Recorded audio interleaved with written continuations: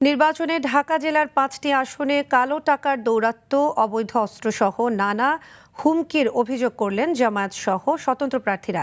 সকালে ঢাকা জেলার রিটার্নিং কর্মকর্তার কার্যালয়ে প্রতীক বরাদ্দ ও মতবিনিময় সভায় এসব অভিযোগ করেন তারা। নেতাকর্মীদের বাড়িতে গিয়ে হুমকি দেওয়া হচ্ছে বলে অভিযোগ করেন তারা। তবে নির্বাচনী আচরণবিধি লঙ্ঘন সহ সব অভিযোগ খতিয়ে দেখার দায়িত্ব নির্বাচন কমিশনের বলে মত বিএনপি প্রার্থীর। আর প্রার্থীদের মধ্যে পারস্পরিক সহযোগিতার আহ্বান জানান রিটার্নিং কর্মকর্তা।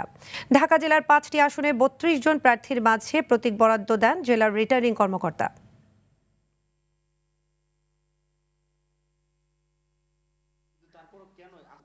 আমাদের এসপি মহোদয় আছেন, আমি তাকে রিকোয়েস্ট করতে আর কেউ বলবেন ঢাকা ৩-এ যারা অভিযোগটা করছে তাদের এই দলটা কে করে আমাদের নেতা কর্মীদের চিহ্ন না।